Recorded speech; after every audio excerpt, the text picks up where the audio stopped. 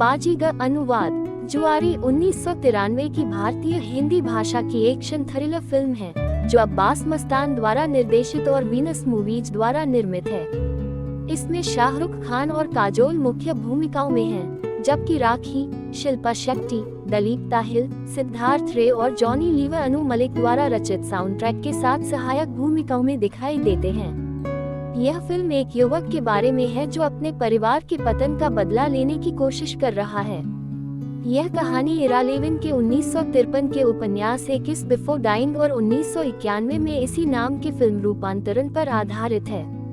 30 साल के करियर में 80 में से उनकी 8वीं फिल्म होने के साथ साथ यह खान की एकमात्र मुख्य भूमिका थी। एक नायक के रूप में उनकी पहली, काजोल की पहली व्यावसायिक सफलता और शेट्टी की पहली फिल्म थी। 2-3 बाजीगर 12 नवंबर 1993 को दिवाली के त्योहार पर रिलीज हुई थी। 440 रुपए मिलियन के बजट पर बनी इस फिल्म को दुनिया भर में 320 रुपए मिलियन की कमाई के साथ बॉक्स ऑफिस पर सफल घोषित किया गया था।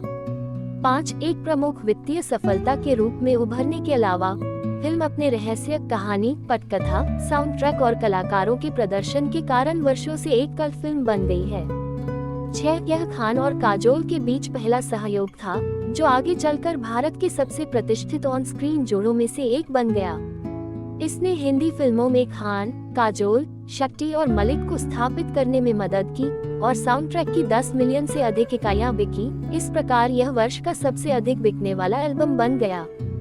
7 39वें फिल्मफेयर पुरस्कारों में बाजीगर को सर्वश्रेष्ठ फिल्म, सर्वश्रेष्ठ सहायक अभिनेत्री और सर्वश्रेष्ठ महिला पदार्पण दोनों शेट्टी के लिए सहित 10 नामांकन प्राप्त हुए और सर्वश्रेष्ठ अभिनेता खान और सर्वश्रेष्ठ संगीत निर्देशक मलिक सहित 4 पुरस्कार जीते। 8 एक तेलुगु रीमेक वेटाडू 1995 में रिलीज हुई थी।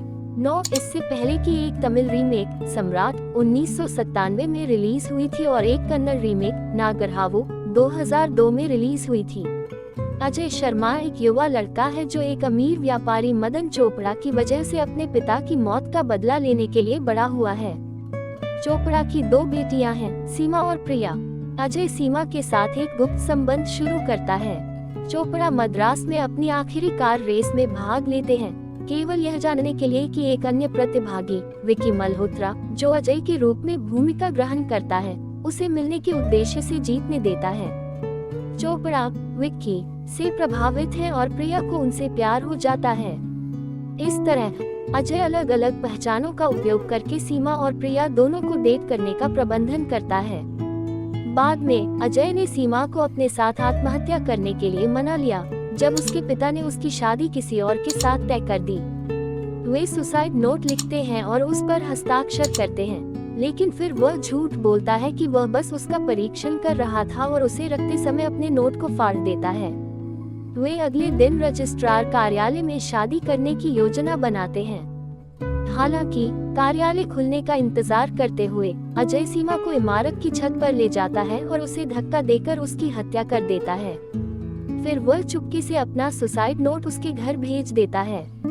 चोपड़ा जल्दबाजी में मामले को बंद करने का आदेश देते हैं ताकि आगे की शर्मिंदगी को रोका जा सके। सुसाइड नोट की खोज की जानी चाहिए, यह संदेह करते हुए कि उसकी बहन ने आत्महत्या नहीं की है। प्रिया ने कॉलेज के एक पुराने दोस्त पुलिस इंस्पेक्टर करण सक्सेना की मदद से गुप्त रूप से जांच जारी रखी।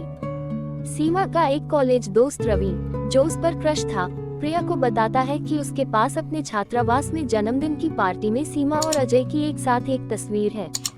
इससे पहले कि प्रिया फोटो देखने के लिए रवि के पास पहुंच पाती, अजय को इस बारे में पता चल गया और उसने रवि की हत्या कर दी। उनके संघर्ष में अजय उसे एक सुसाइड नोट पर हस्ताक्षर करने के लिए मजबूर करता है, जिससे ऐसा प्रतीत होता है जैसे कि रवि सीमा का हत्यारा है। इस प्रकार जांच दूसरी बार रुकी हुई है। इस बीच अजय विक्की के रूप में प्रस्तुत होकर धीरे धीरे चोपड़ा का विश्वास जीत लेता है। चोपड़ा ने विक्की और प्रिया की सगाई करने का फैसला किया।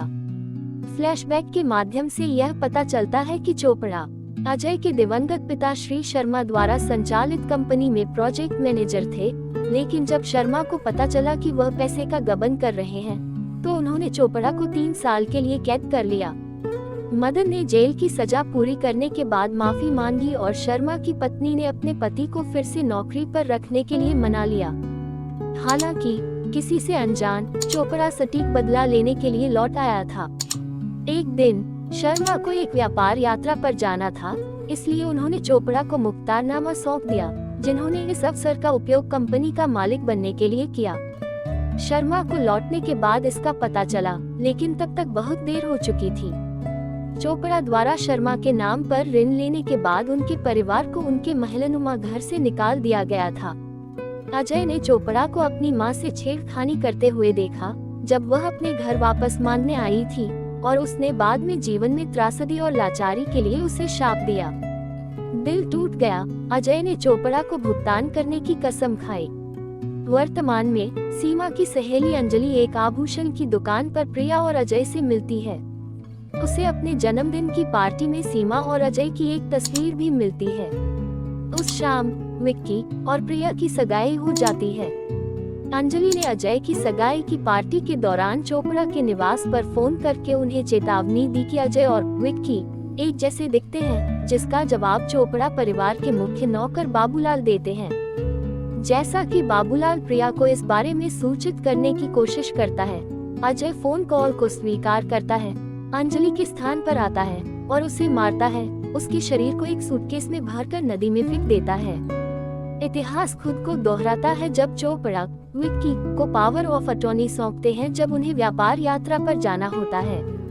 हालांकि एक आदमी और उसके कुत्ते को जल्द ही एक समुद्र तट पर अंजलि का शव मिलता है, और जब प्रिया और इंस्पेक्टर करण को इस बारे में पता चलता है तो उन्हें पता चलता है कि कातिल अभी भी जीवित है। अजय ने यह महसूस करने के लिए अपनी योजनाओं को तेज करने का फैसला किया कि प्रिया और करण हत्यारे को खोजने के लिए जहन्नुम है और उन्हें प्रिया से प्यार हो गया है। उसकी योजनाओं में एक गड़बड़ हो जाती है जब वह और प्रिया असली विक्की मल्होत्रा, अजय के दोस्त, जिसकी पहचान उसने ले ली थी, में भागते हैं, जो प्रिया को संदिग्ध बनाता है। चोपड़ा अपनी व्यापारिक यात्रा से लौटने के बाद यह जानकर चौंक गई कि कंपनी शर्मा समूह द्वारा चलाई जा रही है। अजय बदला लेने की अपनी इच्छा का सच बताता है और चोपड़ा को बाहर निकाल देता है। प्रिया को अपने दोस्त विक्की से अजय की असली पहचान के बारे में पता चलता है और वह पनवेल में अजय के घर जाती है। वह अपनी बहन के साथ उसकी तस्वीरों के साथ एक शादी के लॉकेट को देखकर चौंक जाती है। अजय घर आता है, जहां वह उसके कुकर्मों का सामना करती है। फिर वह उसे अपनी कहानी बताता है और उसे यह भी बताता है कि गरीबी के कारण उसके पिता ने अपने परिवार को मजबूर कर दिया। उसके पिता की दिल का दौरा पड़ने से मृत्यु हो गई और उसकी छोटी बहन की बीमारी से मृत्यु हो गई। अपने पति और बेटी के खोने के कारण उसकी मां सदमे की स्थिति में चली गई और अपनी मानसिक अस्थिरता में वह अजय को अपने बेटे के रूप में नहीं पहचान पा रही थी। प्रिया को पता चलता है कि यह उसके पिता है जो गलती पर है, क्योंकि अजय उसे अपनी मां से मिलवाता है। चोपड़ा अपने घर आता है, अजय के हाथ में गोली मारता है और उसके गुंडों ने उसे पीटा है। जल्द ही उसकी मां अपने होश में वापस आती है और हस्तक्षेप करने की कोशिश करते समय चोपड़ा ने अजय को नाराज करते हुए उसे घायल कर दिया। वह गुंडों से बुरी तरह लड़ता है और चोपड़ा का कुछ खंडहरों में एक दीवार के ऊपर तक पीछा करता है। वह चोपड़ा को मारने वाला है जब पुलिस इंस्पेक्टर करण उसे अपनी मां की खातिर दया करने के लिए राजी करता है। चोपड़ा उसे एक छड़ी से सूली पर चढ़ाने का अवसर लेता है और उन्मत्त रूप से हंसता है। अजय वापस हंसता है और चोपड़ा को गले लगाता है, उसे उसी रॉड से बुरी तरह से थोपता है और वे दोनों दीवार से गिर जाते हैं। वह अपनी मां से कहता है कि उसने सब कुछ वापस पा लिया है और उसकी बाहों में गिर जाता है। प्रिया, इंस्पेक्टर करण और उसकी मां निराशा से देखते हैं क्योंकि अजय ने अपनी चोटों के कारण दम तोड़ दिया। अंत में शांति